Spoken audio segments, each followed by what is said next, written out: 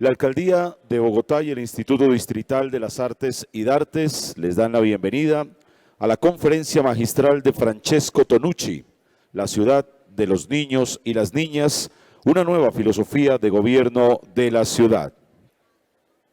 Recordemos que Francesco Tonucci, también conocido como Frato, es psicólogo, pedagogo, maestro, investigador y viñetista. Es el creador y responsable del proyecto internacional La Ciudad para los Niños y es experto mundial en infancia. Ha dedicado su actividad profesional al comportamiento y estudio infantil en el espacio de la familia, el colegio y la ciudad.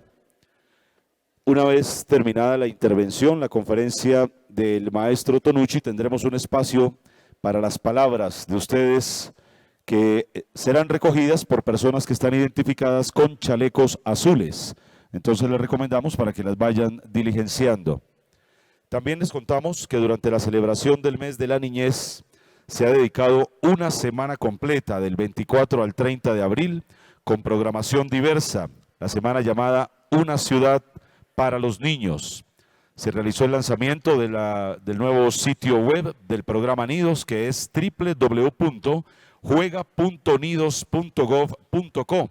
Para toda la información que tiene que ver con la primera infancia, ya ustedes pueden ingresar y pueden consultar allí toda la información. www.juega.nidos.gov.co. También se han realizado encuentros, mesas de trabajo, conversatorios, coloquios con entidades del distrito, con expertos nacionales e internacionales como nuestro invitado de hoy. Además de Francesco Tonucci, nos han visitado Sam Sterling, Ben Blauer, Bernardo Aguilar, Irene Quintans y Leonardo Llanes, todos ellos abordando temas sobre infancia que llevarán a proponer una mejor ciudad para los niños. Ayer en el barrio La Acacia de la localidad de Ciudad Bolívar, la localidad 19 de Bogotá, el proyecto Urban 95 y el programa Nidos de IDARTES se tomaron el espacio público con un evento llamado Calles de Juego, a través de experiencias artísticas para la infancia y para sus padres. Todos los habitantes disfrutaron de presentaciones musicales, juegos de calle, actividades artísticas y realmente vivimos una fiesta inolvidable. Y hoy, aquí, en este emblemático lugar, el escenario más importante de los bogotanos, el Teatro Jorge Eliezer Gaitán, se hablará sobre la ciudad de los niños y las niñas, esa nueva filosofía de gobierno de la ciudad. Recibamos entonces con un caluroso aplauso a nuestro experto invitado, Francesco Tonucci.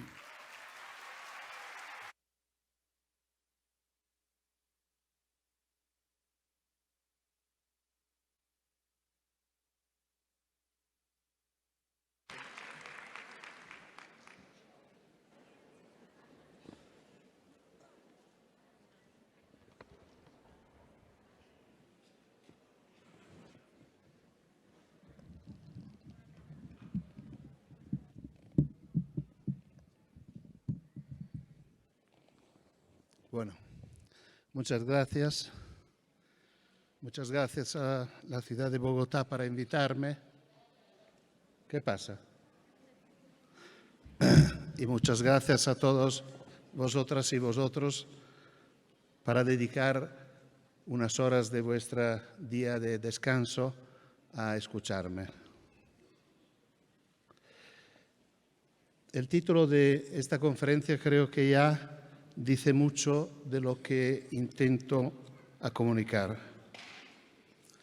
La ciudad de los niños y de las niñas, una nueva filosofía de gobierno de las ciudades.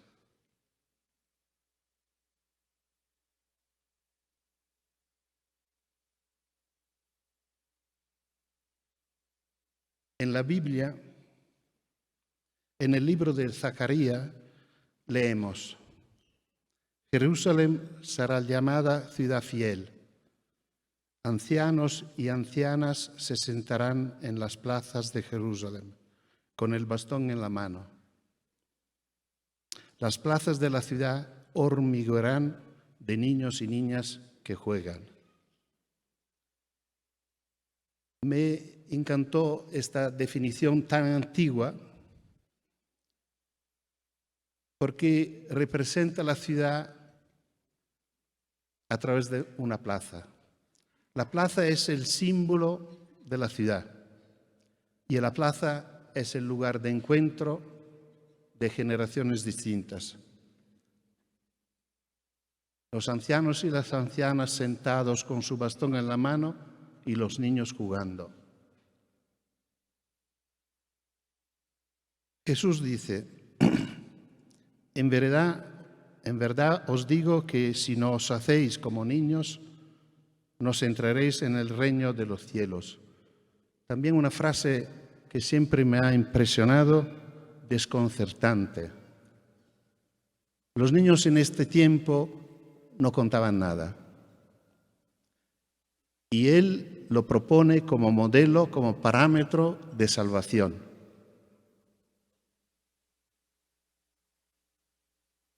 Mosés Maimónides, un filósofo árabe que vivió en Córdoba, España, dice, desde que no existen los profetas o no se reconocen, el arte de la profecía se confía a los niños y a los locos, y hay que escucharlos.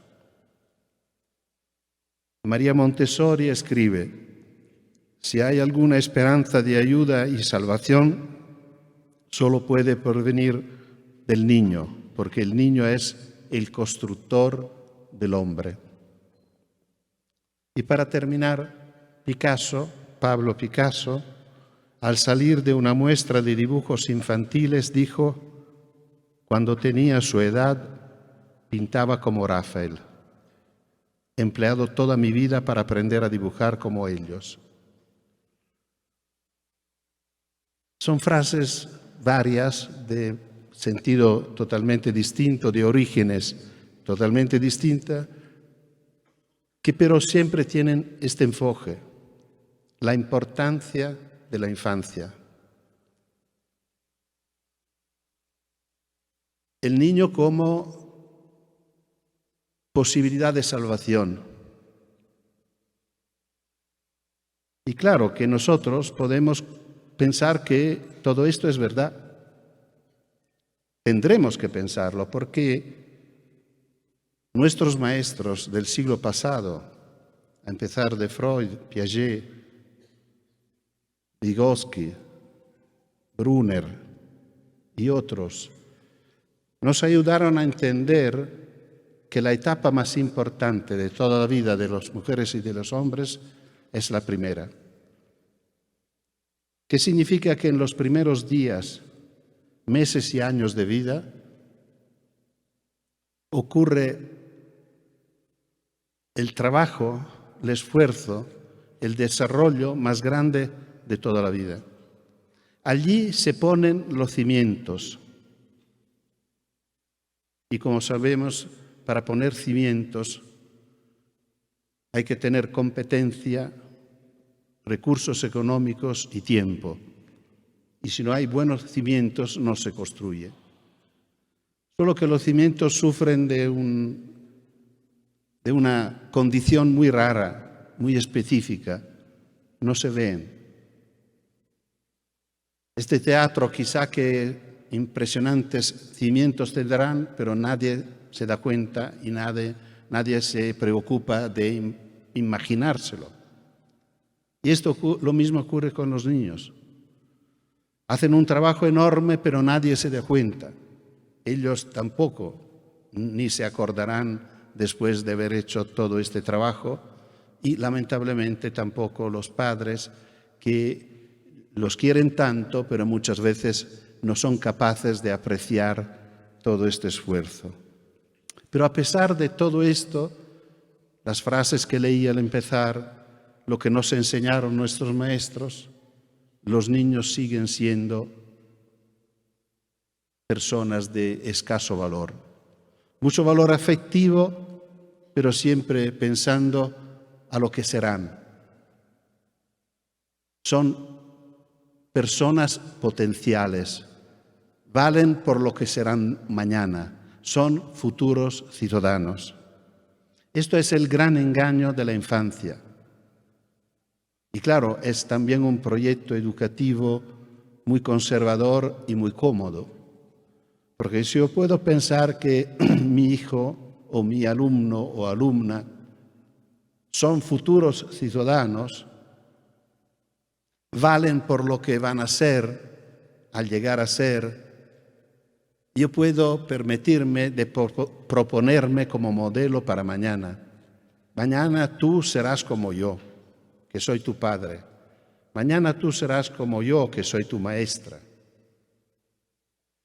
Que significa que el modelo, la propuesta para mañana es la de hoy o de ayer, para que nunca pueda cambiar.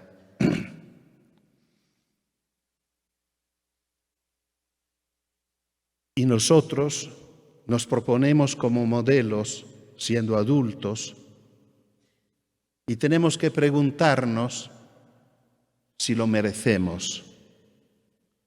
¿Merecemos de ponernos como modelo para mañana? ¿Lo hemos hecho bien lo que hemos hecho? ¿Nos reservamos todo el poder para nosotros adultos, especialmente los varones? ¿Qué dicen los niños sobre esto? Sever Suzuki es una niña de 12 años y participa a la cumbre de Río del 92, representando los niños del mundo frente a todos los jefes de gobierno del mundo. Y termina su intervención diciendo: los padres deberían poder reconfortar a sus hijos diciendo: todo va a salir bien. Esto no es el fin del mundo. Lo estamos haciendo lo mejor que podemos. Yo no creo que podéis decir esto. Lo que ustedes hacen me hace llorar por las noches. Y un niño de 5 años de una ciudad italiana, trabajando con su maestra y sus compañeros sobre los derechos del niño, dice esta frase impresionante: si los adultos no escuchan a los niños, encontrarán problemas grandes. A los 5 años. Pienso que es una prueba de lo que decía Moisés Maimónides sobre la capacidad profética de los niños. Es probable que a los 5 años poco puede saber de los grandes problemas que nosotros los adultos estamos encontrando por lo que estamos haciendo, pero nosotros lo sabemos. No puedo dedicar mucho tiempo y no vale la pena porque creo que es a la evidencia de cada uno de nosotros.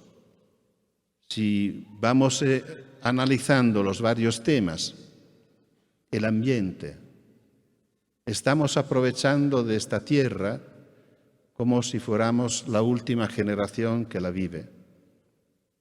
Hace parte de la historia de la humanidad que siempre las generaciones consideran que el mundo donde vivimos es un préstamo, no es una propiedad. Un préstamo de parte de los que van a venir después de nosotros. Un jefe de los indianos de América, de los Pelroja, decía una frase muy conocida, que los jefes tienen la responsabilidad de evaluar cada una de sus decisiones, evaluando las consecuencias que tendrán por 7 generaciones a venir.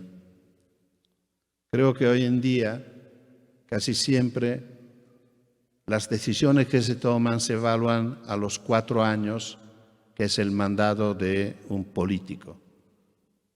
Es muy poco.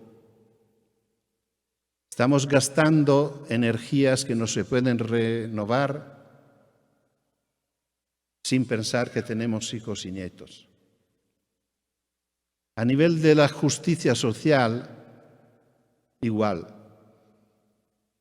Es opinión de todos, se repite en todos los congresos, se repite en todos los encuentros internacionales, que la única posibilidad que tenemos es que los pobres sean menos pobres que por consecuencia necesita que los ricos sean menos ricos. Y estamos andando exactamente al contrario.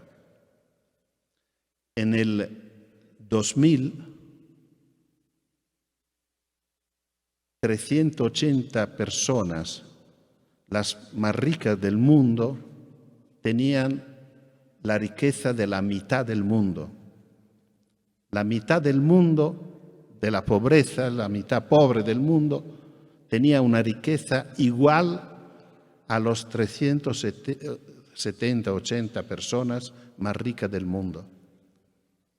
Después de 15 años, lo que poseen la riqueza de la mitad del mundo son 12 personas, menos de los que están en la primera fila de este teatro. Significa que estamos andando exactamente al contrario. Y podemos hablar de las guerras que siguen, a pesar de todo lo que hemos pasado, que habéis pasado y que estáis pasando. Parece que esto sigue siendo una manera para solucionar los problemas de los adultos. Y hay una última consideración que es la más vergonzosa de todas, que siempre tengo vergüenza a citar si hay niños presentes. Espero que no haya. Por la primera vez en la historia de la humanidad moderna, por lo que se conoce, las generaciones futuras, la de nuestros hijos y de nuestros nietos, tendrán una esperanza de vida menor de la nuestra. Esto nunca había ocurrido. Mi generación recibió de mis abuelos, de nuestros abuelos, casi 10 años de vida más. Los que verán después de nosotros tendrán una vida menor, más corta de la nuestra. Y para terminar este análisis inicial sobre nuestras responsabilidades, miramos las ciudades. ¿Qué ha ocurrido en las ciudades? Las ciudades que nacieron como lugar de encuentro y de intercambio, correctamente, la plaza es el símbolo de la ciudad, porque en la plaza se asoman la catedral, el palacio de gobierno y en la plaza se vive el mercado, que es exactamente el símbolo del encuentro, del intercambio. Las casas de la ciudad histórica, estoy pensando en nuestras ciudades italianas, los centros históricos no tienen separados los ricos y los pobres. No hay barrios especializados en algo. La ciudad está mezclada. Los palacios de los nobles, obras de arquitectos conocidos, importantes, están pegadas a las casitas humildes de los artesanos. Y esto hace bella la ciudad. La diversidad hace bella la ciudad, así como garantiza la naturaleza. Si la naturaleza pierde diversidad, muere. La ciudad, en alguna manera, tiene este problema ecosistémico. La ciudad moderna ha perdido estas características.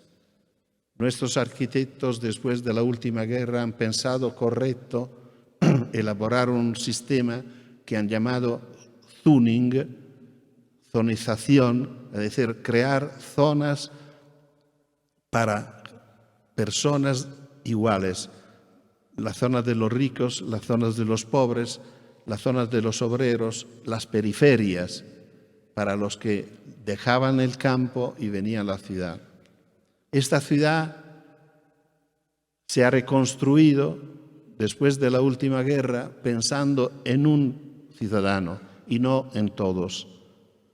Un ciudadano adulto, varón, trabajador. Para él se ha pensado la ciudad no solo a nivel urbanístico, sino también a nivel de los transportes, de los servicios. Para él se ha construido un servicio por la infancia, para sus hijos, un servicio para los discapacitados, un servicio para sus padres, los ancianos.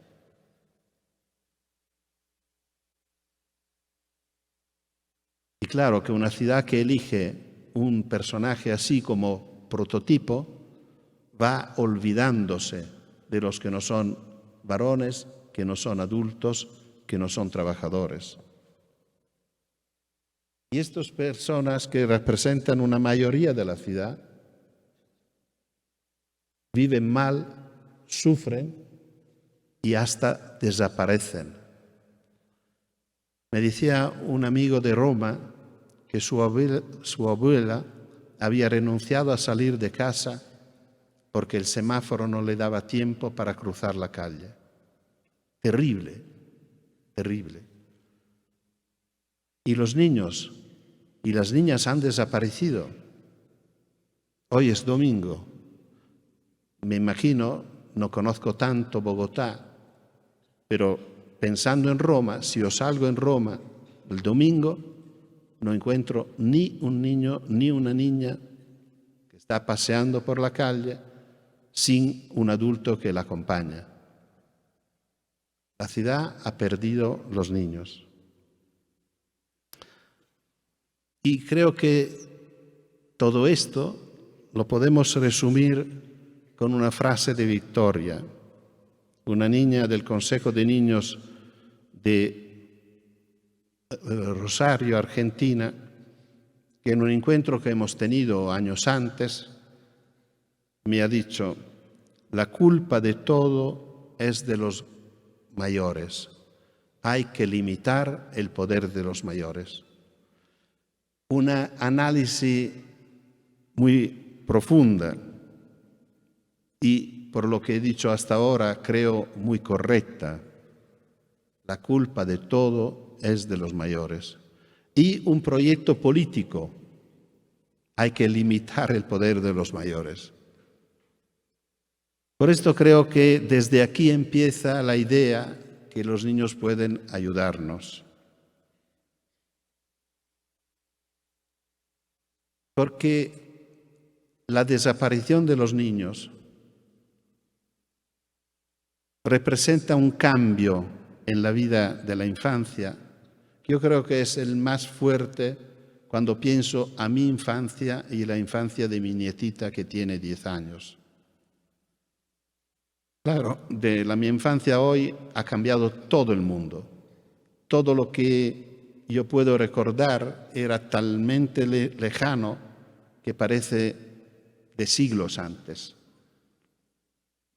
Cómo nos movíamos, cómo se conocía, cómo se comunicaba, cómo se informaba a la gente.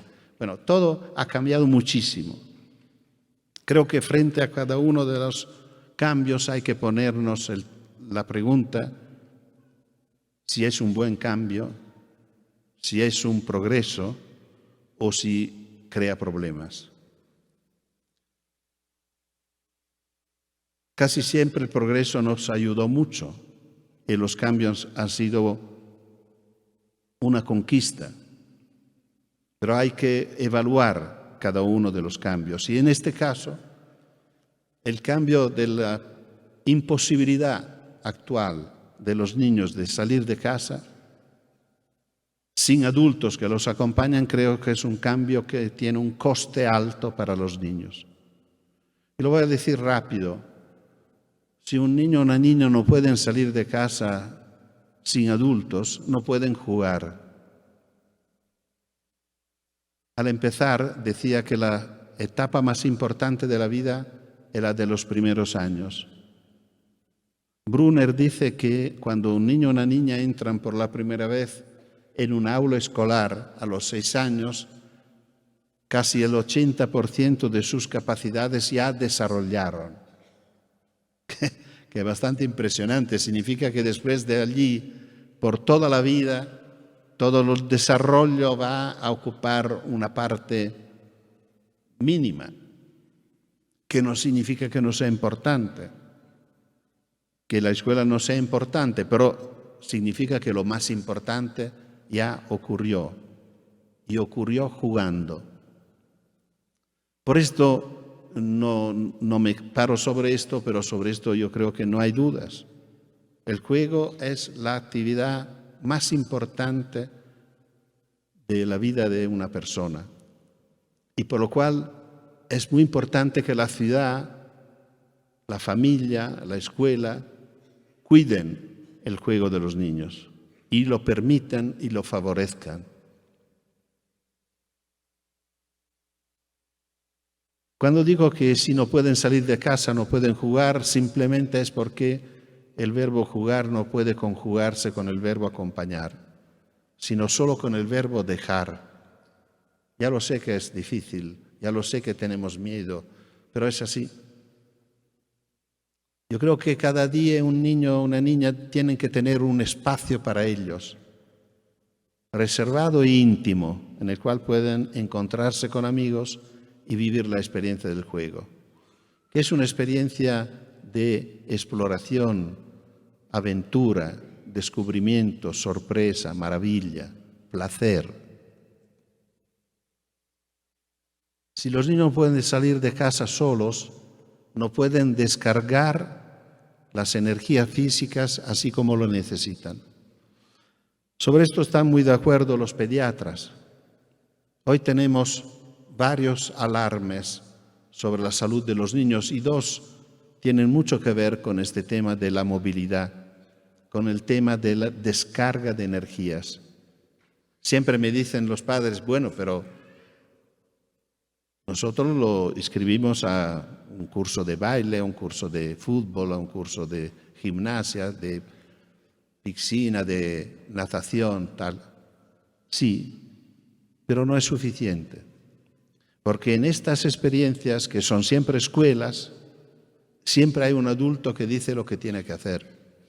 Siempre hay un entrenador que espera que nazca un Messi o que nazca, no sé, una estrella, y por lo cual no se puede dejar que se mueva como quiere para no perder esta esperanza. Esperando en los Messis se están destruyendo millones de niños respecto a la pasión del fútbol, por ejemplo.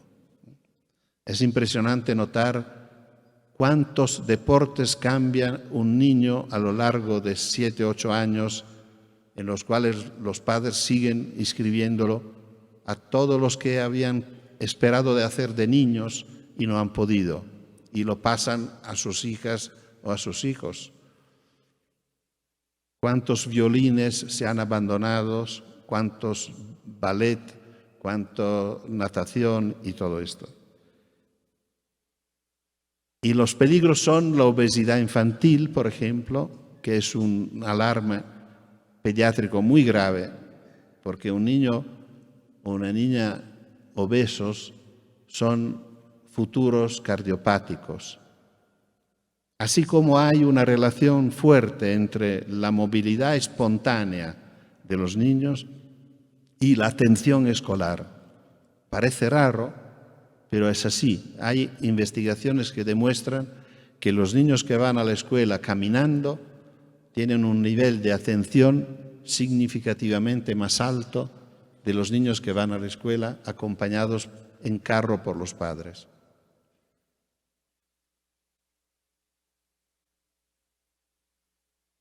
Si los niños no pueden salir de casa solos, no pueden vivir la experiencia de riesgo. Aquí sí que todos los padres son de acuerdo con esta afirmación. Claro, dicen, los acompañamos aposta para que no corran riesgos. El tema es que lamentablemente, o por suerte, el riesgo es una componente esencial del juego y es una componente esencial del desarrollo. Por lo cual, y es importante que los niños puedan encontrar riesgos a medida que crezcan. Los riesgos de un niño pequeño son pequeños, pero es importante encontrarlos para elaborar estrategias para enfrentarse al riesgo. Y también el riesgo es un obstáculo que permite experimentar sus capacidades. Vivir la emoción y la satisfacción de superarlo o la frustración de no superarlo. Las dos cosas son muy importantes y ayudan a crecer. Yo estoy bastante convencido que muchas de las que llamamos los dramas de la adolescencia, como el abuso de alcohol, de drogas, como el bullying, como los accidentes de moto y de coches, hasta el drama, la tragedia de los suicidios juveniles, tienen bastante que ver con la falta de experiencias de autonomía cuando era la hora. Es importante que los niños y las niñas puedan hacer las tonterías que hemos hecho nosotros de pequeños y que solo se pueden hacer cuando no hay adultos presentes. Es complicado, es difícil, soy consciente de nuestros miedos, pero vale la pena sufrir un poco cuando son pequeños para no sufrir mucho más cuando serán mayores. Estamos viviendo un conflicto nuevo, un conflicto que yo no encontraba años adelante, 20 años antes o 15 años antes. Es un conflicto entre los niños y sus padres. Parece imposible, pero es muy fuerte. ¿Y en qué consiste? Los niños piden a su alcalde, a su director de escuela, más libertad, más autonomía. Los padres de estos mismos niños a las mismas autoridades piden más control, más vigilancia. Es un conflicto real y hay que elegir con quién estar. Esto yo siempre lo pido cuando me encuentro con los alcaldes. ¿Con quién está la política? ¿Con los niños o con los padres? Bueno, a la política le gustaría mucho estar con todos, pero no se puede. Hay que elegir. Y lo que me interesa y me encanta pensar es que mientras que si estamos con los padres, estamos seguramente contra de los niños, porque si aumentamos el control, la vigilancia, disminuye aún más la autonomía y la libertad de los niños. Pero si estamos con los niños, y esto es la belleza, no estamos contra de los padres. Porque si aumenta la autonomía de los niños, aumenta también la autonomía de los padres. Si por fin los niños vuelven todos los días a ir a la escuela sin ser acompañados, caminando en bicicleta, sus padres serán más libres.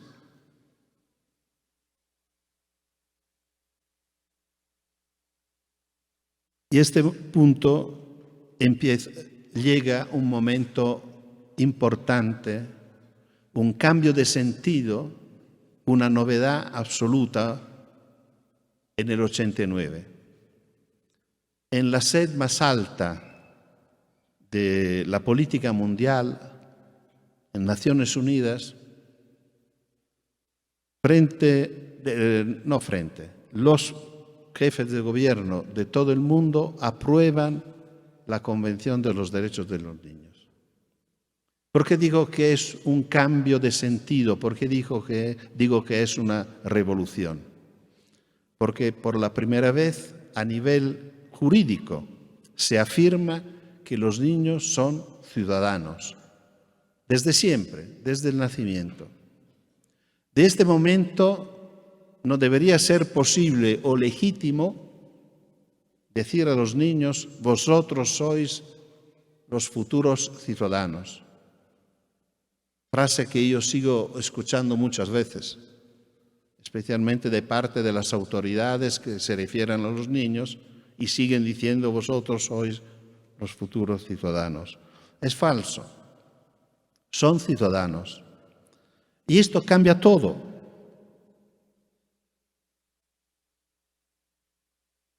el artículo 3 de la Convención de los Derechos del Niño dice que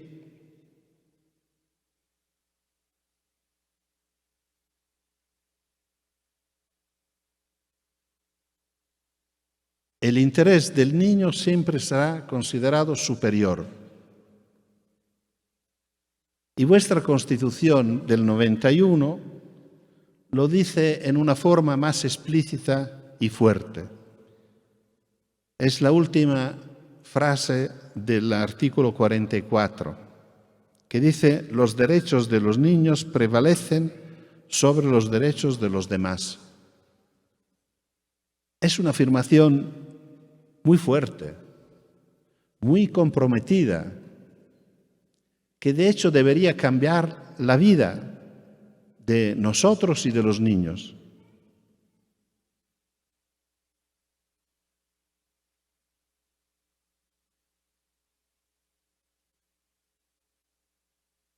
Y sobre estos derechos de la Convención nace, en alguna manera, nuestro proyecto de la ciudad de los niños y de las niñas.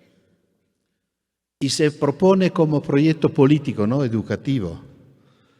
Es decir, bajo de nuestro proyecto no hay un deseo, un interés, una propuesta educativa para que los niños y las niñas aprendan de una forma mejor o aprendan más, sino casi el contrario, es que los niños y las niñas puedan ayudar a los adultos a entender mejor cómo puede ser un buen gobierno de la ciudad.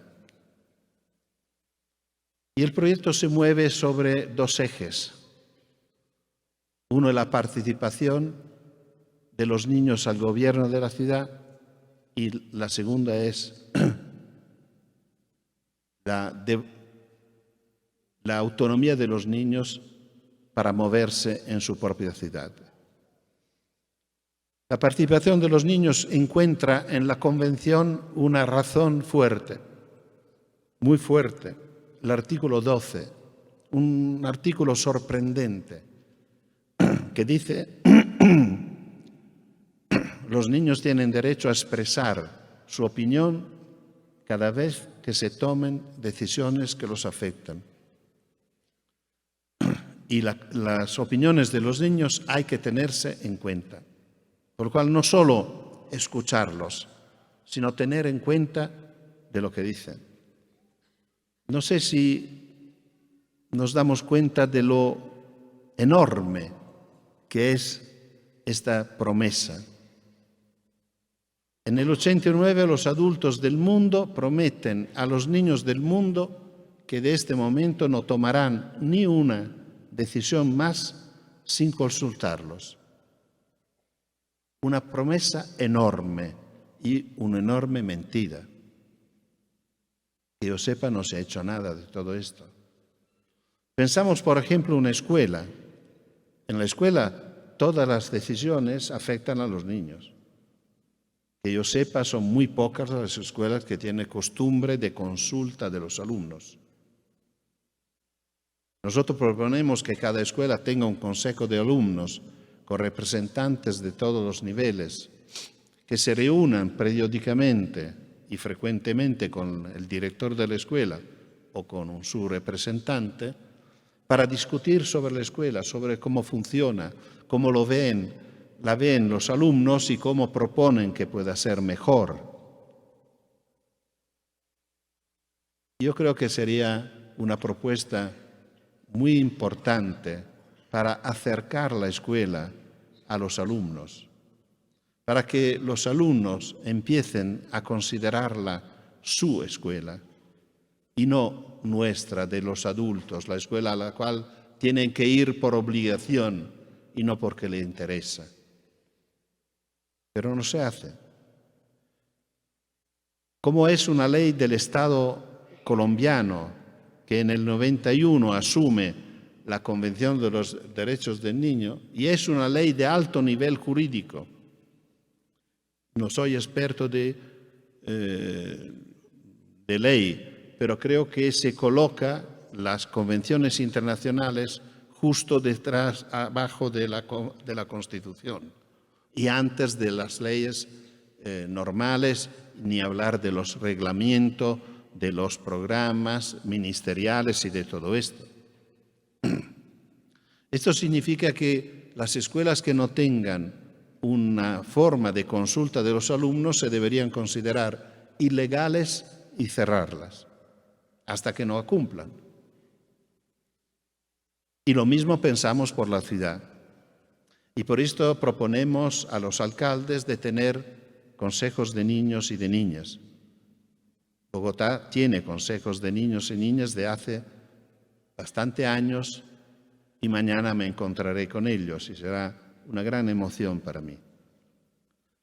En la propuesta que nosotros llevamos, en estos casi 30 años de trabajo, hemos intentado liberar esta propuesta de todas las imitaciones del mundo adulto, que muchas veces son presentes en esta experiencia. Es decir, que muchas veces a los alcaldes les gusta invitar a los niños a hablar con él, a tener un hijo, un niño, un alcalde niño, a tener algo que se parece mucho a la experiencia adulta. Nosotros en estos años hemos intentado liberar la experiencia de los niños de todas las cosas de tipo imitativo. Y, por ejemplo, nuestros niños y niñas del Consejo son pequeños, tienen 8 o 10 años. ¿Y esto porque sean diferentes? Yo creo que el aporte de los niños a la política es su diversidad. Piensan de otra manera.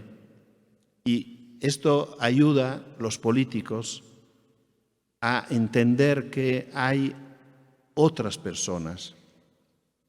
Y no solo los niños, también los ancianos, los minusválidos, personas que viven en una forma distinta la ciudad. Y yo creo que los niños son capaces de representar a estos otros, los que están afuera de las decisiones, fuera de la escucha, fuera de la participación. Y son niños pequeños, los elegimos por sorteo, por lo cual no son los mejores, no son los que se sienten futuros políticos, sino son niños y niñas en igual número que salen por casualidad. Y esto tiene un efecto muy interesante. Los niños saben que no tienen méritos y tienen que merecerlos, y se comprometen mucho. Se reúnen frecuentemente, cada 15 días, con un representante del alcalde que espera de estos niños consejos, propuestas y especialmente protestas, porque son niños que deberían ser incómodos para los alcaldes y para la política. Bueno, el tema es que es difícil escuchar a los niños. No es suficiente decir, dime lo que piensas, porque casi siempre los niños, que no son tontos, saben que lo mejor que pueden hacer con nosotros adultos es decirnos lo que pensamos nosotros. Lo mejor que puede salir en una experiencia escolar es repetir al maestro lo que el maestro ha dicho, mejor con sus palabras. La nota sale mejor, por lo menos así funcionaba cuando yo era pequeño, y creo que muchas veces sigue funcionando así. Claro, en este caso los niños no aportan nada, porque confirman lo que pensamos nosotros. A nosotros interesa el otro pensamiento, el pensamiento infantil. Hay que buscarlo, hay que desarrollar una oreja sensible, hay que formarse, por lo cual hay que confiar en personas que sepan todo esto, sepan escuchar a los niños, sepan esperar de ellos un aporte que los niños son capaces de dar. Y después hay que tener en cuenta de lo que proponen, como dice el artículo 12. y posiblemente actuar lo que los niños proponen. Porque en este momento hay un cambio. Los niños que pensaban que todo esto podía ser un poco, así como siempre, una actitud de los adultos, gracioso en el respeto a la infancia, en el momento que el adulto dice sí, me gusta, lo voy a hacer, y lo hace, estos niños se convierten en ciudadanos por toda la vida. Es un gran reto esto, pero aún no es suficiente. Yo creo que lo mejor, lo importante que debería ocurrir es que las pequeñas propuestas de los niños, que siempre serán parciales, porque claro, el niño no tiene una visión de la ciudad, pero la política, los gobernantes, los administradores de la ciudad, que de verdad confían en el aporte de los niños, pueden aprovechar de estas propuestas parciales para llevarla a su política. Esto significa el cambio de la filosofía de gobierno de la ciudad. La ciudad es capaz de aprovechar de los aportes de los niños no solo para hacer todas las veces que es posible lo que piden, que es importante, sino para hacer mucho más, llevarlo a su política. El otro eje, del cual ya hablé bastante y puedo quedarlo bastante así, es devolver a los niños la posibilidad de salir de casa para vivir la experiencia de autonomía, de conocer su ciudad y de vivir la experiencia del juego con sus amigos. Yo creo que lo más importante se hace fuera y juntos, fuera de casa, fuera de la escuela, fuera de un control directo y juntos. Yo creo que los niños van a agradecernos con un regalo muy grande. Si nosotros permitimos que los niños vivan la calle, los niños hacen segura la calle. Parece una paradoja, pero yo creo que nosotros no permitimos a los hijos y a las hijas de salir de casa porque pensamos que la calle es peligrosa. Yo estoy convencido que la calle es peligrosa porque no hay niños y niñas en la calle. Un niño que se mueve con sus padres es un hecho privado. Un niño y una niña que se mueven solos son un hecho público. Y por malos que somos, obligan cada uno de nosotros a hacernos cargo, a estar atento, a ser responsable, a participar de esta rara experiencia de niños que se mueven por su cuenta en la calle. Y claro que un ambiente, estoy pensando un barrio, donde hay niños que se mueven y los adultos son atentos y partícipes, es un ambiente muy hostil por un delincuente, que al contrario necesita abandono, descuidado, oscuras. Y esto es un regalo que nos hacen los niños gratuitamente. Desde aquí sale una idea que estoy pensando en estos últimos meses, que una ciudad no vale tanto por lo que ofrece. Siempre pensamos que la buena ciudad es la ciudad que ofrece mucho, la ciudad que da servicios, buenos servicios, que en alguna manera se funda sobre un pacto electoral entre administradores y ciudadanos. Tú me votas y yo resuelvo tus problemas. Se funda sobre una delegación. Yo pago los impuestos, voto a una persona y después con los impuestos esta persona resuelve mis problemas. Yo delego mis responsabilidades, no me hago cargo de nada. Es el ayuntamiento, la ciudad, la alcaldía, la policía, el gobierno que tienen que solucionar mis problemas. Es una política que cuesta mucho y que, confiando en la delegación, no puede contar sobre la participación de los ciudadanos.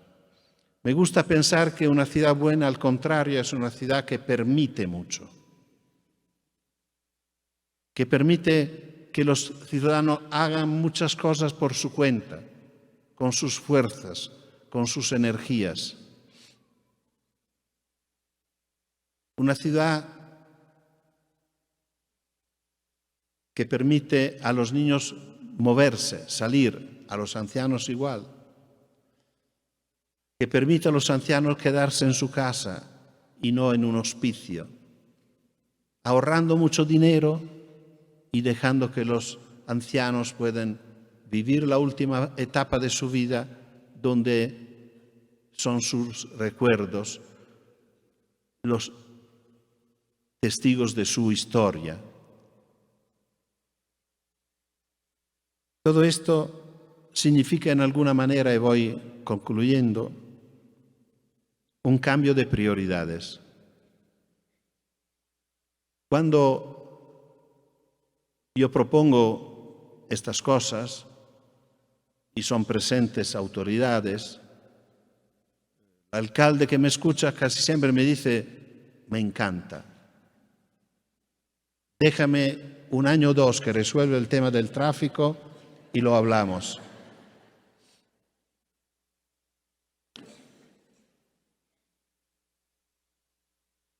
¿Esto qué significa? Significa que en las prioridades, al nivel 1, hay el carro.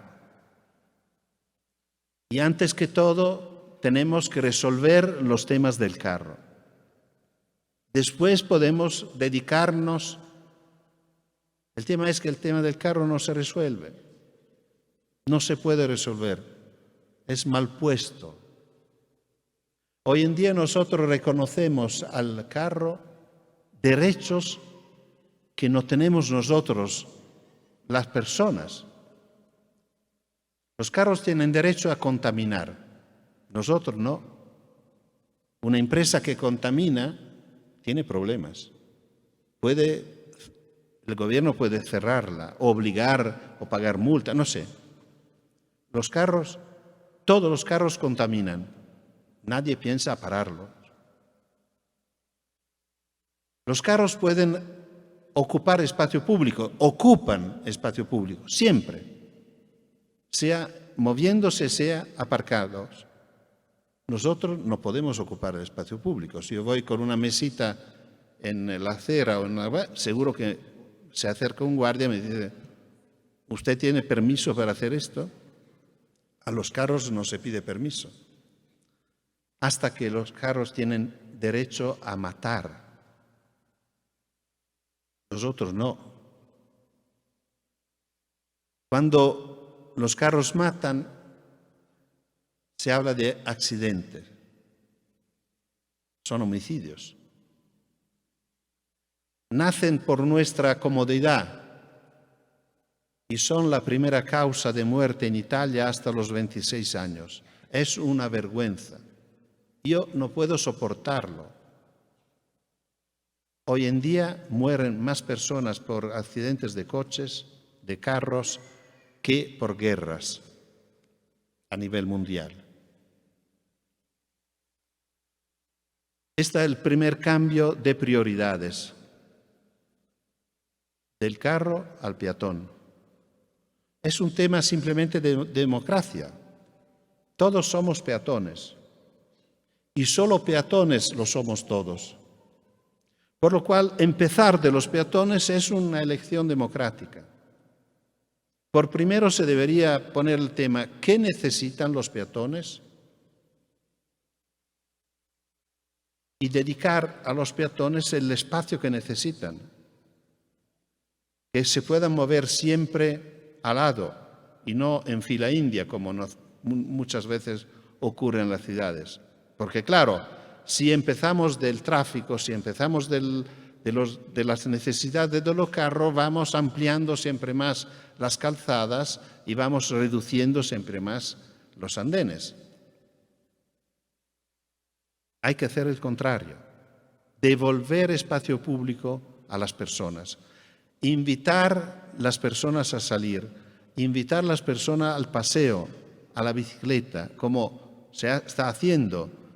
Esta mañana de mi hotel veía una calle cerrada y regalada a las bicicletas. Muy bien, perfecto, pero de domingo. Esto es un regalo, muy bien, pero no estamos hablando de regalos, estamos hablando de derechos. Si lo pensamos correcto, necesitamos tenerlo todos los días. Por lo cual es, repito, un cambio de manera de pensar. El otro cambio de prioridad es del adulto al niño. Bueno, es un poco el tema general, pero quiero volver un rato al artículo 3, lo que vuestra Constitución explica tan bien diciendo que los derechos de los niños siempre prevalecen sobre los derechos de los demás. Voy a hacer 4 ejemplos muy rápidos de cosas que encontré aquí en Colombia, por lo menos el primero solo en Colombia. Los niños me contaron desde el primer viaje que he hecho, con mi gran sorpresa, a veces tienen que levantarse a las 4:30 para ir al jardín de infancia. Esto pensamos que es una forma para que los derechos de los niños prevalecen sobre los derechos de los demás. O si queréis, es exactamente lo que está pidiendo un niño de 1 año y medio, 2 años, 3 años. ¿Corresponde a sus intereses o no corresponde al interés de otro tipo, de sus padres y probablemente del trabajo de sus padres? Los niños se quedan en una institución, en una propuesta educativa, en un jardín de infancia o en una escuela primaria hasta 8 horas diarias. ¿Esto es lo que interesa a los niños? ¿Esto es lo que piden los niños y las niñas? ¿O no es lo que necesitan los padres porque tienen que dejar por tanto tiempo por las razones de su horario de trabajo?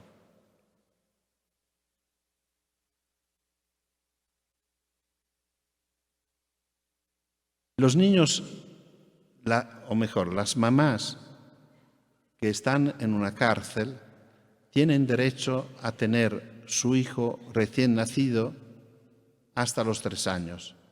Esto aquí como en Italia. Yo he pensado siempre, cuando conocí este fenómeno, inmediatamente pensé que era un absurdo, que era un maltrato infantil. Yo no creo que se pueda considerar que la cárcel sea un lugar adecuado para crecer un niño. Dice, pero tiene una mamá delincuente. Bueno, pero ¿es verdad o no es verdad el artículo 44 de vuestra Constitución? Que los derechos del niño prevalecen sobre los derechos de los demás. Si es verdad así, yo creo que estos niños se llevan su mamá y la llevan a casa. ¿Por qué lo necesitan? Porque esto es su interés. Pero son delincuentes. Bueno, que el Estado, que los adultos se arreglen de otra manera.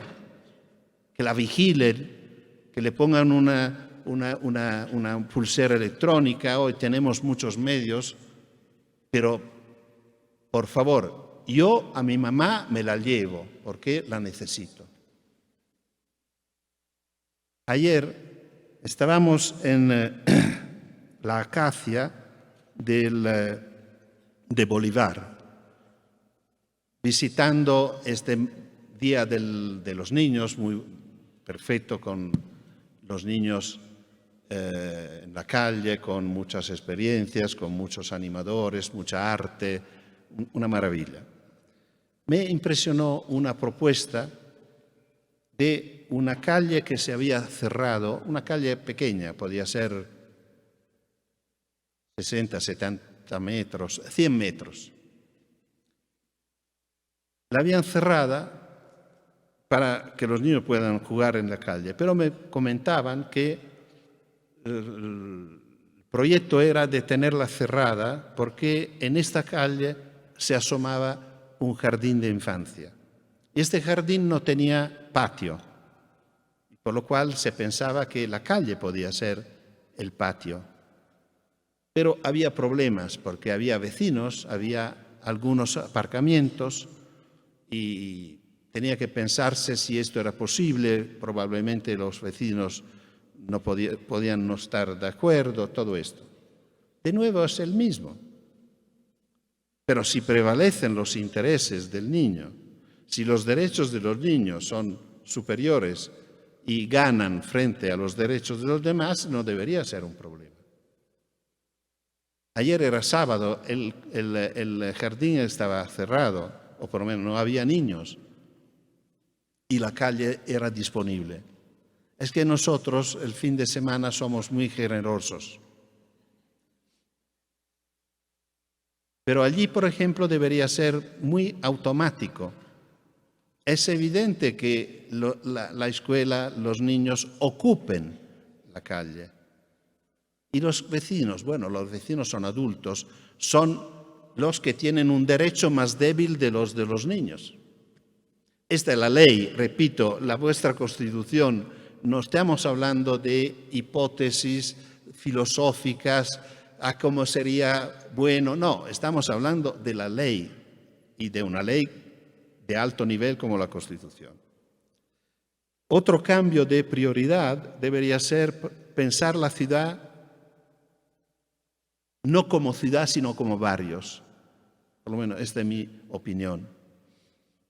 Estaba en Lima hace algunos años y me presentaba un arquitecto que decía que a él el proyecto que yo llevaba le encantaba. Le parecía muy interesante, pero lamentablemente no se podía aplicar a una ciudad como Lima, que es una ciudad de 6 millones de habitantes y no me acuerdo si me decía que era de 15 kilómetros de largo. Y cuando yo tomé la palabra, empecé diciendo, yo no conozco Lima, pero no creo que sea verdad las medidas que usted ha declarado. Porque yo estoy convencido que Lima no supera los 15.000 habitantes y 1 kilómetro de ancho. Y repito esto por Bogotá, que sé que tiene 9 millones de habitantes, quizás que no tenga 30 kilómetros de dimensión de un punto al otro de la ciudad. Porque los 15.000 habitantes y el kilómetro son más o menos el tamaño de un barrio. Y yo creo que de nuevo, como antes decía por los peatones, todos vivimos en un barrio. Mucha gente que vive en el barrio no sale de su barrio. Y por lo cual sería muy interesante, antes que mirar la ciudad desde arriba, que permite de imaginar, por ejemplo, intervenciones urbanísticas que la cruzan, como autopistas que cortan los barrios por permitir a una persona que necesita cruzar toda la ciudad, hacerlo en muy poco tiempo, cosas casi siempre falsas, porque estos canales de comunicación rápida, Roma tiene una autopista que pasa dentro de la ciudad, siempre están atascados, por lo cual no consiguen el resultado por el cual nacieron, pero repito, a mí me parece mucho más interesante elaborar, estudiar las reglas de vida dentro de los barrios y fijarlas por primeras, cómo tienen que ser las calles, cómo tienen que ser los andenes, el verde, las posibilidades, la escuela dentro del barrio, los niños que puedan moverse, los espacios de juego y tal. Después aplicamos esto sumándolo todas las ¿Cuántas veces es necesario para llegar a la ciudad? No importa cuánto es grande la ciudad. Y por último, pasar del trabajo al juego. Es decir, las prioridades del trabajo al juego. Ya lo hemos dicho aplicando el artículo 3, que debería ganar el niño, no el trabajo de los padres. Cuando hay un niño llega un niño en la familia, yo creo que para ser coherentes y respetuosos de vuestra Constitución deberían cambiar las condiciones de trabajo, teniendo en cuenta que ha llegado una persona que tiene muchos derechos y que el trabajo de los padres tiene que ajustarse a las necesidades del niño recién nacido. Y también porque el juego tiene la importancia que hemos dicho al empezar. Y aquí termino con dos consideraciones. Que los niños tienen que tener un tiempo por su juego y un espacio por sus juegos. Un tiempo significa que si la mañana el tiempo es de la escuela, que a veces y frecuentemente ocupa también una parte de la tarde, el resto del tiempo no es de la escuela, sino es de los niños. El tiempo de la tarde, del fin de semana, de las vacaciones, es de los niños. Yo creo que esto significa que la escuela no puede ocuparlo con tareas. Porque esto...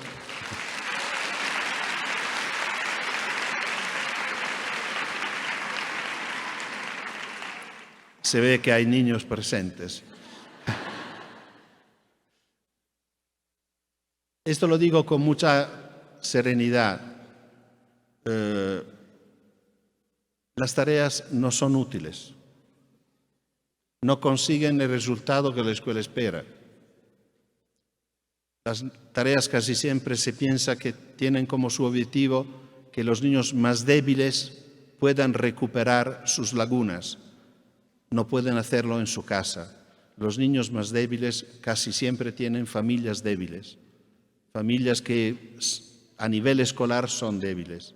No pueden ayudar a sus hijos a recuperar las lagunas. Esta experiencia hay que hacerla dentro de la escuela, con la garantía de los maestros, que en alguna manera son los responsables de estas lagunas.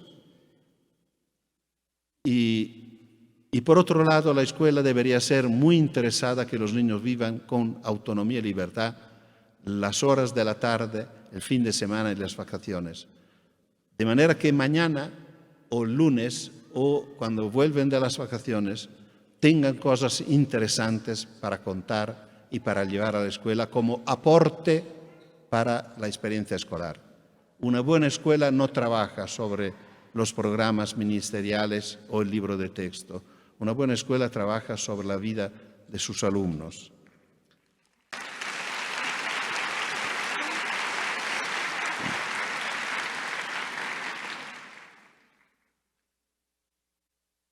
Y los niños tienen que tener espacios de juegos. Y casi siempre me dicen, pero esto ya lo hemos resuelto, tenemos los parques para niños. Y por suerte tenemos buenos gobernantes que nos han realizado muchísimos. Y todos iguales. Y todos llanos. Esto es muy raro, ¿no? ¿Por qué lo hacemos llanos?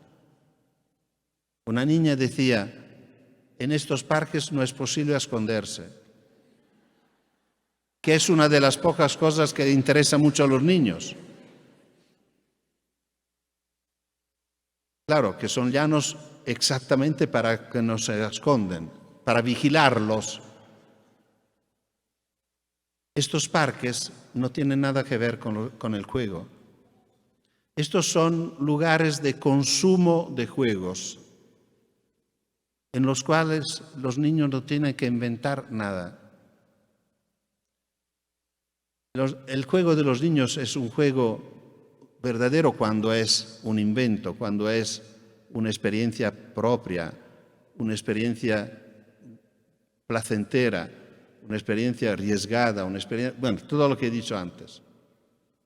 Por lo cual yo estoy proponiendo de hace mucho tiempo a los alcaldes de ahorrar este dinero, no hacer más parques para niños, al contrario, hacer lugares bellos para todos, movidos, con árboles, con matorrales. Decía una niña, queremos matorrales para besarnos a escondidas. Este hace parte del juego. Y otro decía, siempre son iguales, tienen los mismos juegos en todos los parques. Y esto no es gracioso, porque es como ver la misma película todos los días. Y termino con una anécdota que creo puede ser una buena conclusión de nuestro encuentro de esta mañana. Una niña de una ciudad de Italia, del norte, escribe una carta a su alcalde y dice: querido alcalde, mira que habéis puesto los bancos del parque a reversa, porque le habéis puesto que mira hacia el parque. De manera que cuando yo voy con mi abuelo me mira mientras que yo juego y yo no lo soporto. Es una observación muy profunda. El juego tiene que ver con el placer y el placer necesita intimidad y nosotros no lo respetamos. Los bancos no son puestos a reversa, son puestos a posta así para que se puedan vigilar los niños, porque todos los niños que van a un parque son acompañados por adultos. Y termino contándole, ya que no llevé una proyección de una imagen, una viñeta que ha dibujado Frato, que como algunos de vosotros me imagino que sabéis, es mi alter ego que dibuja. Y ha dibujado una niña enfadada con su madre que le dice: mamá, pero cuando vosotros jugáis, lo hacéis de noche y a escondida. Y donde jugamos nosotros, hasta ponéis bancos por el público. Gracias.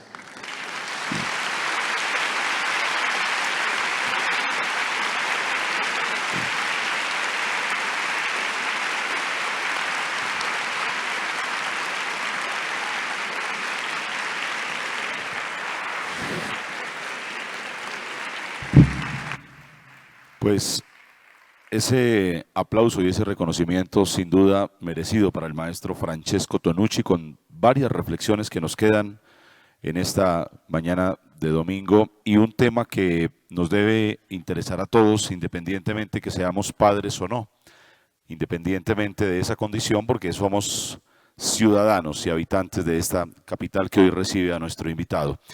Vamos a continuar y les recuerdo que tendremos un espacio para preguntas, ya las vamos a recoger con nuestros colaboradores que se identifican con chalecos azules, para que ustedes por favor entreguen sus preguntas, porque sobre estas preguntas se va a basar el conversatorio que viene a continuación. Por eso invitamos al escenario al coordinador general del programa Nidos Arte en Primera Infancia del Instituto Distrital de las Artes y Dartes, Mauricio Galeano, para este conversatorio con nuestro invitado.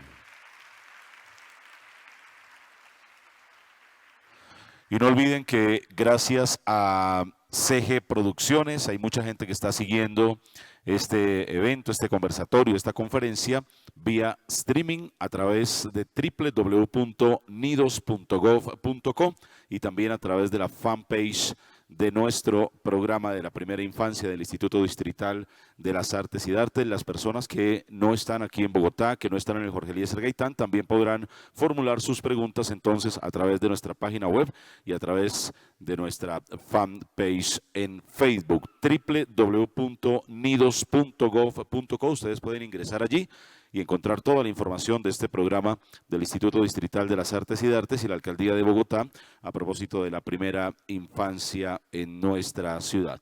Vamos entonces a entregar las preguntas formuladas por los asistentes, por todo el público, para que comience el conversatorio. Entonces le damos la palabra a nuestro coordinador general del programa Nidos, Mauricio Galeano. Muchas gracias, Francesco, bienvenido de nuevo. Hemos estado ya intercambiando varias opiniones durante estos días.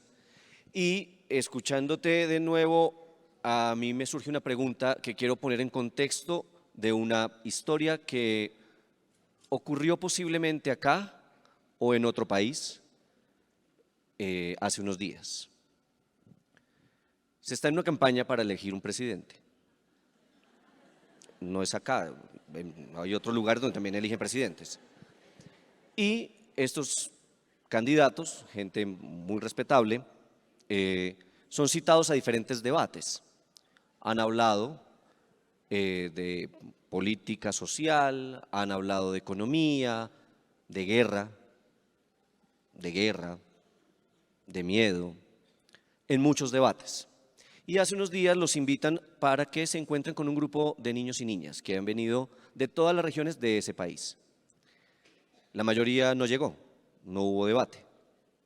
Creo que tiene que ver con lo que se hablaba de la prevalencia de los derechos de los niños y las niñas. Tal vez no es un tema interesante para ellos, aunque todos salieron después a defenderse de por qué no fueron al debate, gastando el tiempo en medios que habrían podido utilizar en el debate seguramente.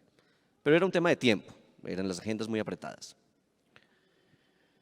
¿Cómo convencer a los gobernantes de aplicar la ley? Porque la ley existe, como lo dijiste, y posiblemente la ley no cambia conductas, como lo hablamos alguna vez. ¿Cómo convencerlos? ¿Cómo hacer que estas personas se movilicen? ¿De dónde está y en dónde está la responsabilidad de ese cambio? ¿Es tal vez de nosotros que debemos elegir mejor los gobernantes o debemos movilizar la opinión ciudadana? No sé, me surge esa pregunta a partir de esta situación en un lugar hipotético. Bueno, yo sé que el lugar no es hipotético, pero es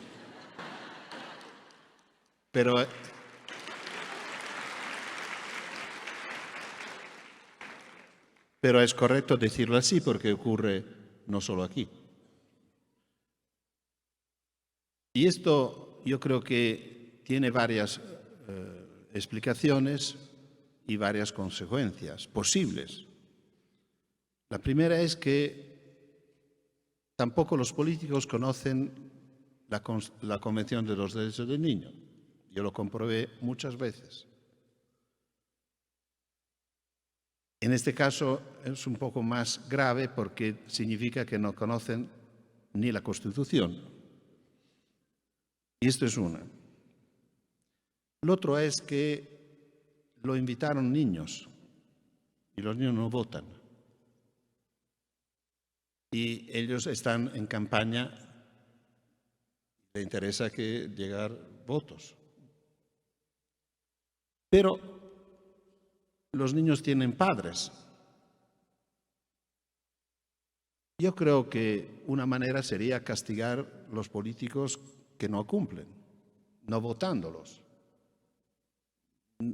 No conozco vuestra situación política, no sé cuáles son los candidatos presentes o ausentes, pero bueno, yo padre digo, no confío en ti porque no estás escuchando a mis hijos. Y lo último que yo propuse en mi libro La ciudad de los niños, hay un capítulo en el cual defiendo el derecho al voto de los niños. Y en serio, no en forma simbólica. Me parecía incorrecto, jurídicamente incorrecto, que mi familia, que tiene 3 hijos, cuando eran pequeños, el día de las elecciones pesaba y contaba igual que los vecinos que no tenían hijos. 2 votos nosotros y 2 votos ellos. Que significa que no es verdad lo que dice la Convención de los Derechos del Niño, que los niños tienen derecho a expresar su opinión y que los niños son ciudadanos. Claro que sin pensar a cambios impresionantes a nivel constitucional, mi propuesta era muy sencilla.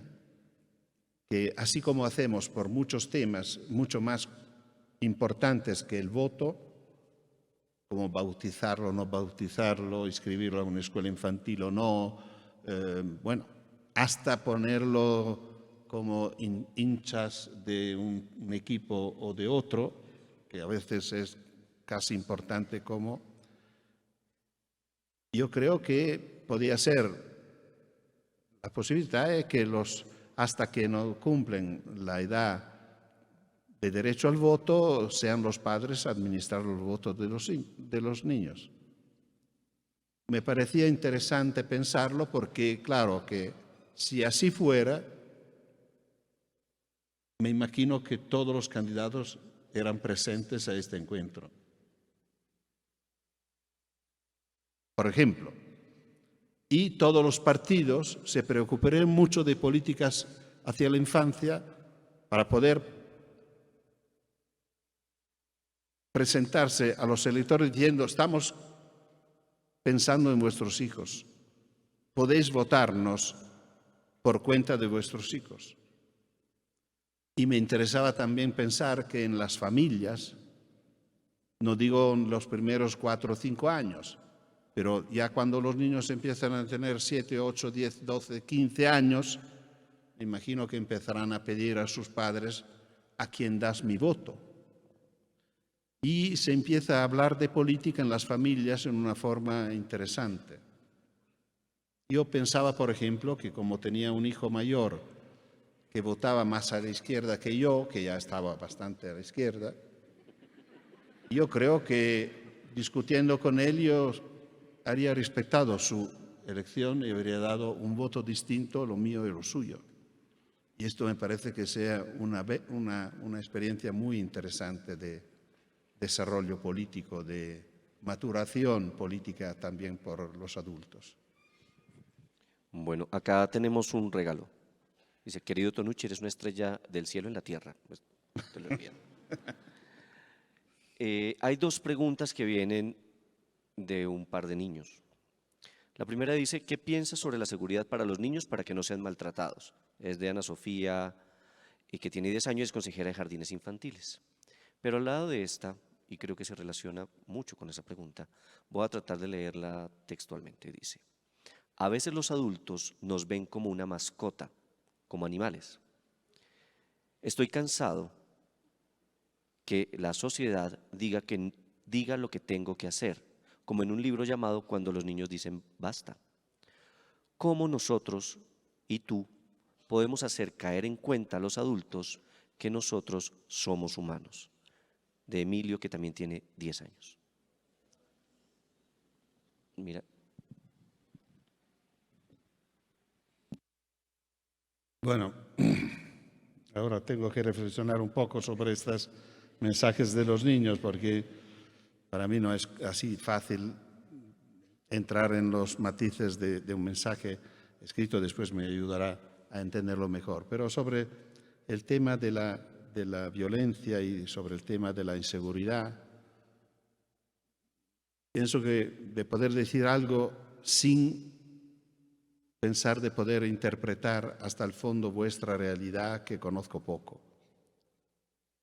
Pero este tema ha salido todos los días en estos 13, 14 días que estoy viviendo en vuestra tierra, en varias ciudades de Colombia. Cada vez que se habla de la autonomía de los niños dice, sí, pero hay el tema de la violencia. Yo creo que es correcto preguntarnos dónde está la violencia. Porque la propuesta es que los niños salgan y la violencia, que yo sepa, no está en la calle, la violencia está en la casa. Los datos que tenemos en Italia, donde también hay violencia contra los niños, así como hay violencias contra mujeres, pero los datos que tenemos, que creo que se parezcan mucho a los vuestros, es que la violencia ocurre adentro, no afuera. Ocurre en la familia y no de parte de los demás. Los violadores son cercanos. Por esto yo lo veo como muy triste, muy dramático, porque es una doble violencia que me hace pensar que no es fácil usar violencia a un niño. Los niños, repito, no son tontos, son muy fuertes. Puede hacerlo solo lo que tiene acceso a la infancia, lo que tiene un acceso afectivo. Aprovechando de este afecto, hace lo que quiere. Y esto, repito, es una doble violencia porque traiciona l'apego, l'afecto, la abertura, la confianza de los niños y hace una violencia física. Yo creo que esto es aún más dramático que pensar que hay alguien afuera en la calle peligroso. Por esto casi, y lo entiendo que puede parecer casi una paradoja, invitar a los niños a salir es un invitarlo a más seguridad. La calle es menos peligrosa que la casa. También a un nivel más banal, si hablamos con los médicos que trabajan en un socorro, nos confirmarán que las pocas causas de ingreso de niños al hospital son accidentes domésticos o son accidentes de carro, que es siempre el carro de los padres. Por lo cual podemos decir que los lugares más peligrosos donde podemos tener nuestros hijos son su casa y el carro de sus padres. Por esto yo sigo invitando a los niños a salir y sigo invitando a los padres a considerar esta posibilidad, que es fundamental por el desarrollo psicofísico de sus hijos, pero también es un aporte, lo decía antes, a la seguridad de la ciudad. Normalmente la seguridad de una ciudad confía en la defensa, policía, cámara de video, medios electrónicos, sistemas de alarma. Todo esto se funda sobre una delegación. Los ciudadanos se retiran, no se ocupan, no ven, no denuncian, porque confían en la policía, ya hemos dado, estos son nuestros impuestos, y creo que al contrario, lo que se debería buscar es el compromiso, la participación, la atención, como decía antes. Y los niños consiguen esto. Los necesitamos y ellos los necesitan. Gran parte de la idea profunda de la ciudad de los niños implica devolverles la posibilidad de participar e incidir en las políticas de las ciudades. Hay un par de preguntas que se relacionan con eso y tienen que ver con, uno, cómo hacer para que, justamente tú lo decías ahora, los adultos que acompañan ese ejercicio comprendan de mejor manera las propuestas de los niños. Implica formarse, pero ¿cómo puede ser ese tipo de formación? ¿Sobre qué hay que formarse? Y otra, ¿cómo poder empezar a recoger formas de participación de niños que todavía son mucho más pequeños, que no hablan, de 0 a 2, que también son ciudadanos, que también tienen los mismos derechos que los demás? La convención no hace distinción en que los niños empiecen a ser niños después de los 5. ¿Cómo empezar a recoger también esas voces de los niños? Bueno, sobre esta segunda parte, sobre la cual tengo menos, porque trabajé menos sobre esta etapa inicial, un poco lo decía en la conferencia. Hay que interpretar las necesidades de estos niños más que escucharlos, en el sentido que son niños que, por lo menos en los primeros 2 años, dicen poco, pero expresan mucho. Yo creo que nosotros, los adultos, tenemos el deber de saber interpretar sus necesidades y colocarla encima. Como dice el artículo 44, sus derechos son superiores a los nuestros. Los ejemplos que llevaba de levantarlo, de las tantas horas en la escuela. Yo creo que se deberían transformar en propuestas concretas. Por ejemplo, hay países del norte de Europa en los cuales las mamás y los papás tienen 2 años de licencia de maternidad. 2 años. La Organización Mundial de la Salud invita a dedicar por lo menos 1 año al amamantamiento natural de los niños.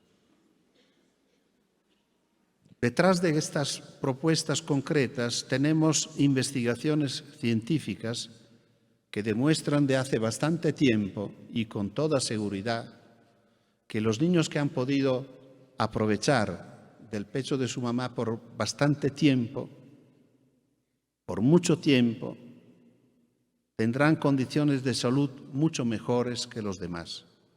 Serán más sanos, que significa también que costarán menos a la sociedad. Tendrán menos intervenciones médicas. Por lo cual, un cambio que aparentemente es impensable, porque tenéis 4 meses de licencia familiar, me parece. Sí, además es un poco, no es obligatoria, es decir, puedes volver al trabajo en el momento que consideres. No, es que esto es aún más grave, porque en Italia son 6 meses obligatorios, es decir, que un responsable de un trabajo no puede recibir una mujer antes que termine su... Repito, es un derecho de los niños, no es un derecho de las mamás. Es decir, lo que prevalece es, por lo cual la mamá no puede discutir, cambiar estas cosas si la reconocemos como una necesidad por sus hijos. Y estos países del norte no son países que no tienen una idea de la economía, tienen economías mejores que las nuestras. Saben que esta es una inversión, no es un gasto. Es impresionante ver cómo una investigación científica de James Heckman, que es un economista de Estados Unidos, que en el año 2000 ganó el premio Nobel por una investigación que ha hecho sobre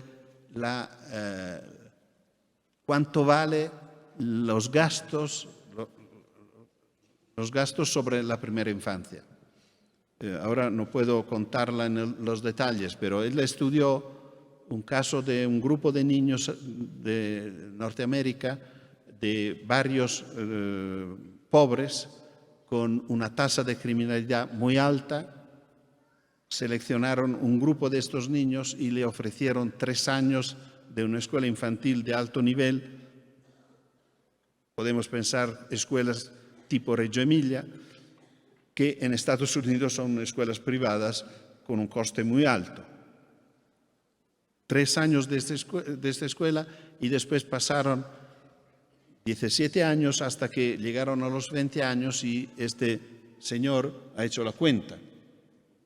Y pudo demostrar, enfrentando este grupo de niños con un grupo de control que no había vivido la experiencia de la escuela, que estos niños habían tenido una carrera, un éxito escolar y profesional mucho más altos de los demás y una tasa de criminalidad del 70% más baja. Con esto, para mí sería suficiente para decir que vale la pena, cueste lo que cueste. Pero él era economista y ha hecho la cuenta económica y resulta que cada dólar invertido en esta propuesta, en esta experiencia, había rentado por lo menos $7. Significa que en este caso el dinero había rentado el 700%, cuando creo que la renta del dinero hoy no sé si es 1, algo o 2. Y por lo cual yo cuando hablo con los alcaldes que me dicen, pero nosotros tenemos un problema económico, no tenemos dinero. Bueno, lo poco que tenéis, poned allí que renta. Y bueno, todo esto para decir que todo lo que hacemos a favor de los niños en los primeros años de vida vale la pena.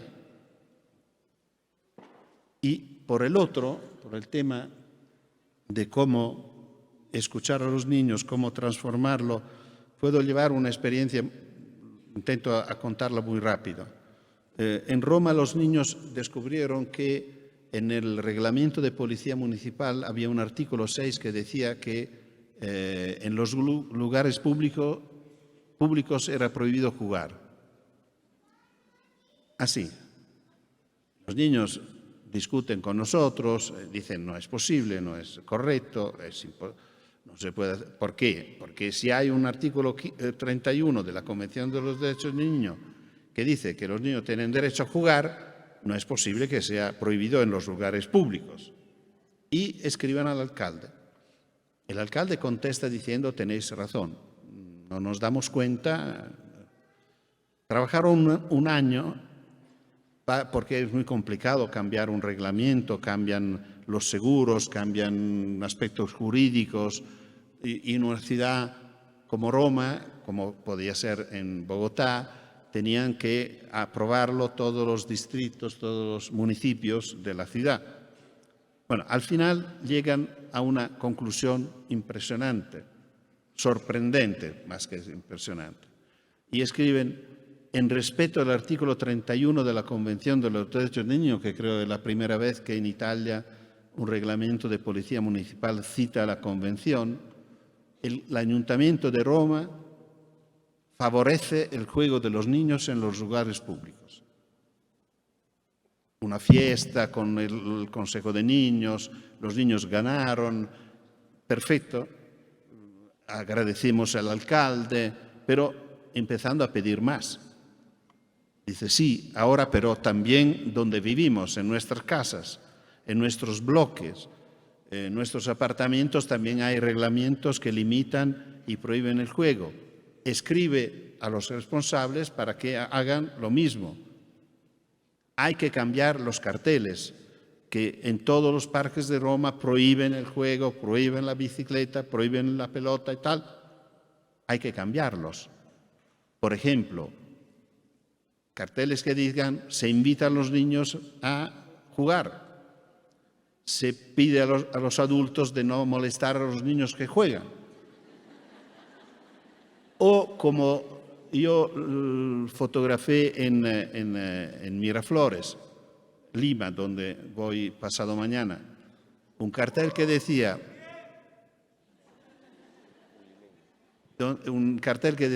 prohibido jugar la pelota excepto niños. ¿De acuerdo? No se ha hecho nada de todo esto. Por lo cual, de nuevo, los adultos son muy generosos, prometen mucho, más de lo que los niños pedían. Los niños pedían que no fuera prohibido. Los adultos dicen, no, no solo no lo prohibimos, sino que lo favorecemos. Pero favorecerlo significa abrir una política a favor de la autonomía de los niños para que los niños vuelvan a ocupar el espacio público. El espacio público se ha quedado vacío en Roma después de esta decisión del Consejo Municipal, por lo cual es una ocasión perdida. De nuevo, la política no ha sabido aprovechar de una sugerencia, de un estímulo que venía de los niños y que podía llevar Roma a ser una ciudad muy avanzada en este tema de los espacios públicos y de la participación de los niños. Hay una, digamos, manera de pensar que se difunde bastante cuando uno tiene contacto con personas que trabajan en contacto con niños y niñas, pero también con padres y madres. Y hay una forma de pensar o de asumir la Convención de los Derechos imbrincada, pegada o dependiente de los deberes. Incluso yo he visto carteles que dicen derechos y deberes de los niños. Hay en los jardines, existen. Muy bien, perfecto. Los he visto. Esto es un tema Bellísimo. que me encanta. E incluso se condiciona el disfrute de un derecho o la garantía del mismo al cumplimiento de un deber. ¿Qué opina usted de eso? Bueno, me ocurrió una experiencia muy concreta en una escuela de Roma, donde había el consejo de alumnos que se reunía con el director mismo. Y cuando yo visité este consejo, porque me invitaron, me mostraron que estaban trabajando justamente sobre derechos y deberes. A fin de año sale un cartel que imprimieron donde había dos columnas, una de los derechos y una de los deberes. Era impresionante notar que los derechos eran líneas y los deberes eran plomo, eran textos. Lo habían hecho los niños, por lo cual derecho a la escuela, el deber de estudiar, de hacer deberes, tareas y tal y tal.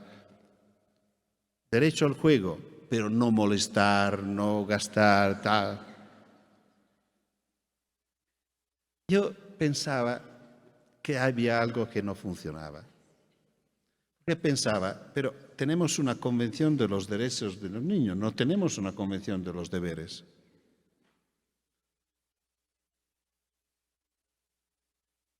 Y un día desperté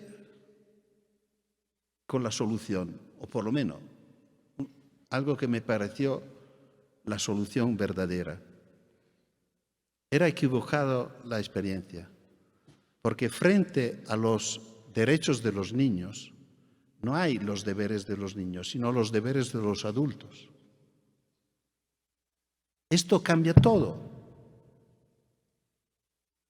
Niños tienen derecho al juego. Bueno, los adultos tienen que darle tiempo, espacio adecuado, posibilidades, seguridad para que puedan salir.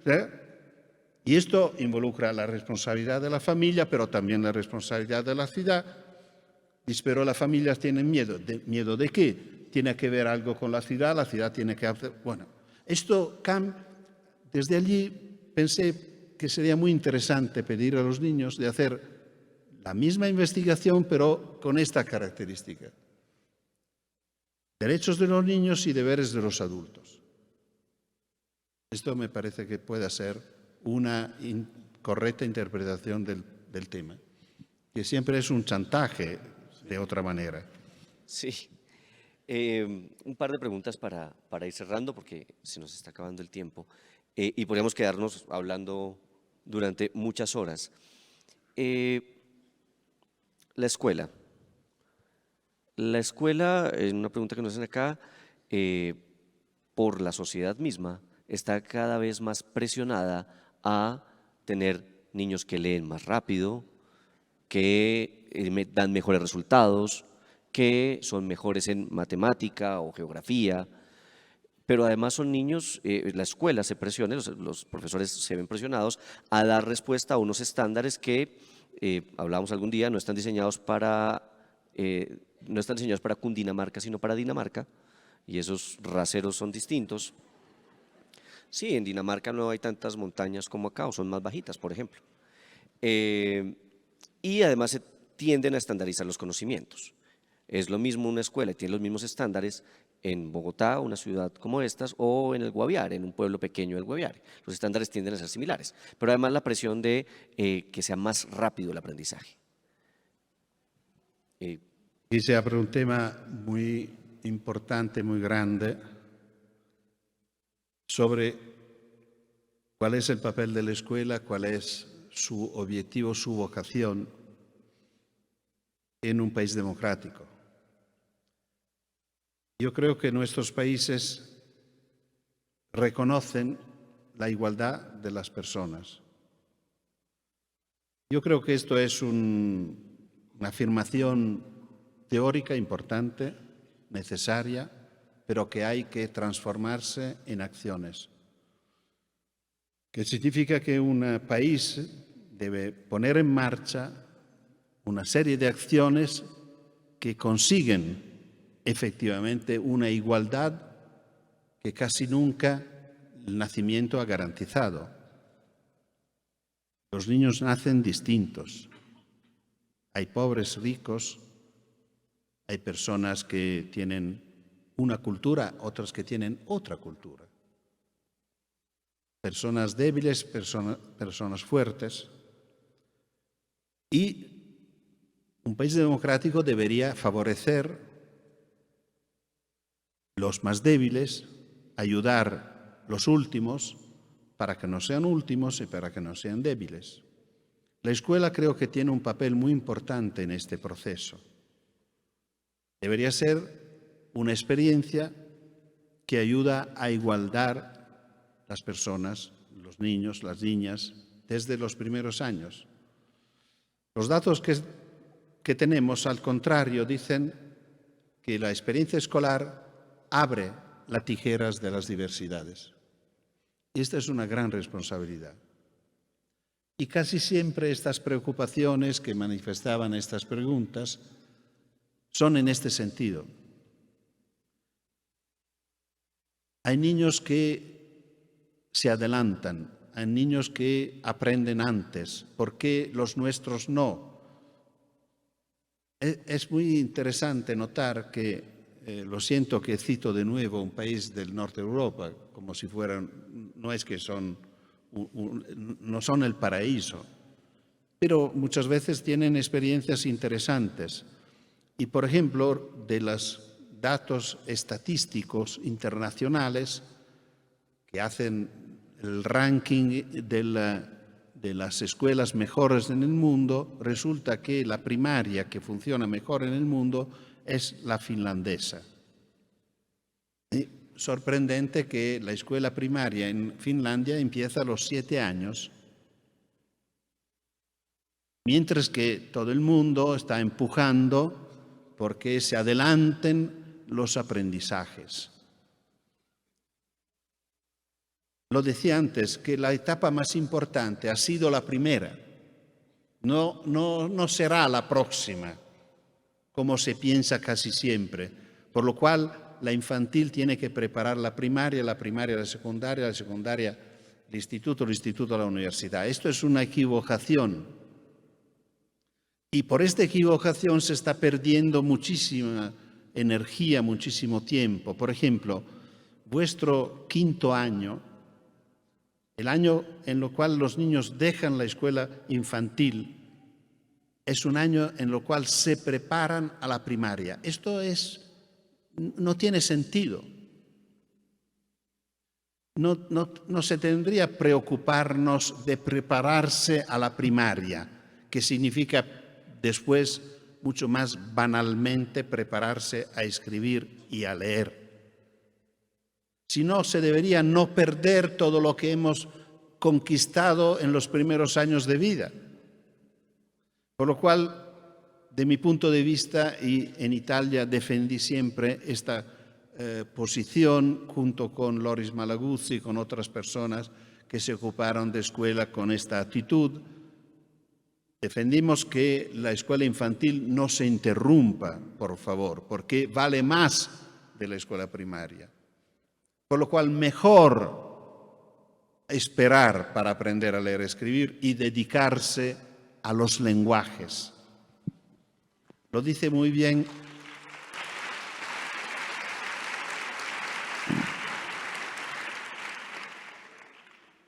me gusta citar 2 maestros. Uno es vuestro y uno es nuestro. El vuestro es Gabriel García Márquez, que dice que uno puede nacer poeta, puede nacer músico, yo creo que se puede añadir, puede nacer investigador, puede nacer artesano, puede nacer biólogo, puede nacer literato o matemático. Y a veces no lo sabe. Pero para él sería muy importante que cuando llegue a la primaria alguien lo ayude a descubrir su juguete preferido. ¿Qué es su vocación? Lo por lo cual nació. Y lo ayude a dedicarse a este con todo su tiempo, con toda su energía, para que pueda ser feliz. Esto dice Márquez. Mario Lodi, que es un maestro italiano que yo he querido mucho y que ha sido un gran maestro para mí también, y En la última experiencia de escuela, en Italia es costumbre, que yo comparto, que los maestros sigan los alumnos por todo el ciclo escolar, por lo cual empiezan en primero de primaria y lo llevan hasta quinto de primaria. En la última experiencia escolar, estamos en la final de los años 70, Mario Lodi, después de una semana de escuela, escribe una carta a los padres diciendo: conocí vuestros hijos y todos son de normal inteligencia, claro, con todas las diversidades de cada uno debida a la experiencia de vida que han vivido antes de llegar a la escuela. Con esto puedo garantir hasta ahora que todos son aprobados a quinto. Estamos al empezar de la primaria, del primero de primaria a quinto de primaria. Todos son aprobados, a menos que no ocurran cosas imprevisibles en este momento. Si esto no, con la garantía que conseguirán los resultados previstos de los programas ministeriales. Si esto no va a ocurrir, la culpa será del maestro y de la escuela, que no habrán sabido encontrar, utilizar, ofrecer medios adecuados para que cada uno de los niños pueda desarrollar sus características y sus vocaciones personales. Son muy parecidas las dos ideas de estos dos autores. El papel de la escuela es aprobar a todos, no porque son buenos los alumnos, sino porque es buena la escuela. Buena hasta ser capaz de ayudar a cada uno de los alumnos a desarrollar sus vocaciones personales. Esto significa que la escuela no puede ser la escuela de leer y de escribir y de contar, que parece ser el único interés también de las familias. ¿Cuándo empieza a escribir? La sobrina ya empieza a los 4 años. Aquí estamos a los 5 y nos empieza. Los niños tienen tiempos distintos. Hay niños que necesitan mucho tiempo. Hay niños que son muy precoces. No significa que uno es tonto y el otro es inteligente. Es probable que el niño que tarda a escribir hasta los 8 años tiene una capacidad manual impresionante y lo ocupa mucho. Y si puede dedicarse mucho a esto, tiene que esperar un poco el aspecto de la escritura. Jerárquicamente no se puede decir que la escritura vale más que las manos, que la manualidad. En la vida no es así, así como una vocación artística. Por lo cual yo creo que todo esto debería ser puesto en un segundo nivel respecto a la posibilidad que cada uno de nuestros hijos y por consecuencia de nuestros alumnos pueda conseguir de desarrollar lo que Márquez llama su juguete preferido, porque esto es la garantía de su felicidad. Y creo que la felicidad de nuestros hijos y de nuestros alumnos debería ser el elemento que une los intereses de la familia y de la escuela. Gracias. Pensaba.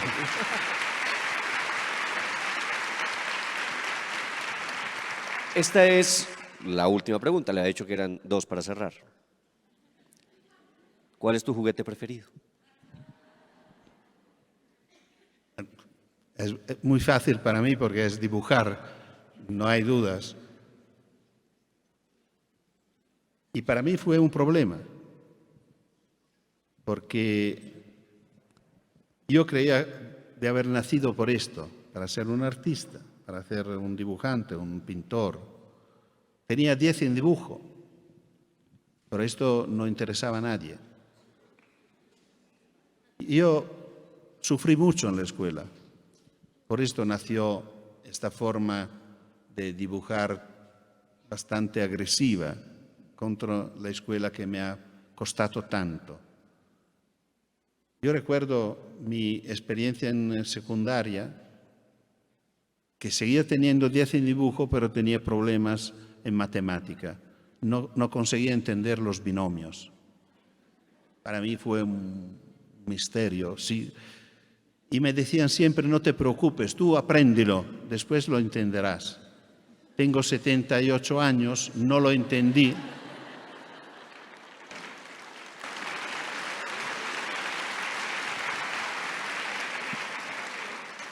Y me siento muy traicionado.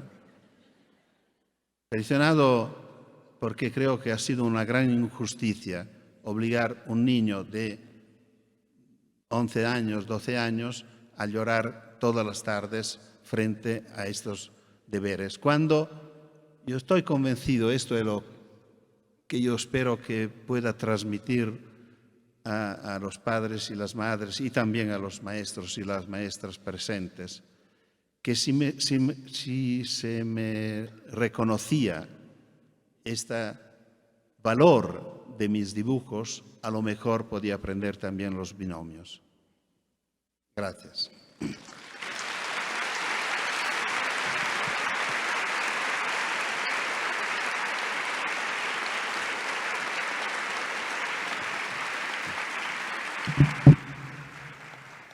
Bien, para cerrar, las personas en esta sala, estamos cerca de 1.500 personas en este teatro y nos están viendo además por toda América, desde Canadá hasta la Patagonia y media Europa está viendo esta transmisión por streaming.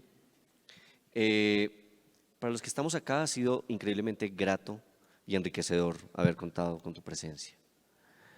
Para las personas que tengan libros, solo libros, no se vale servilletas, hojitas, ¿cierto? Libros de Francesco Tonucci, con mucho gusto el maestro va a estar firmándolos afuera en el lobby en unos 15 minutos, en una mesita. Lo último que nos resta es agradecer profundamente y comprometernos a hacer las tareas que corresponden como adultos. Maestro, muchísimas gracias. Lo esperamos de vuelta. Para nosotros ha sido un verdadero placer.